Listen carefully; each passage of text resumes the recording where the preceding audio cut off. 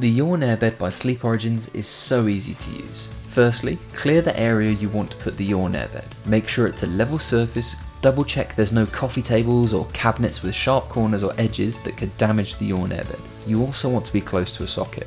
When you're happy with the location, open the built-in storage compartment at the bottom of the back of the bed and take out the power cord. Plug it in and switch on the socket. Now, back on the YAWN, next to the storage compartment, you need to twist the control knob to the inflate position. In less than 5 minutes, it will be completely inflated. You'll know the YAWN is ready because you'll hear a high-pitched tone from the motor. Now, make sure to switch the control knob back to off. If you just turn it off at the socket, the YAWN Air Bed will slowly deflate. Now, you can unplug the power cord and put it back in the storage compartment until you're ready to deflate the bed. If you're planning on using the YAWN Air Bed for more than one night, it's best to top it up every night before going to bed.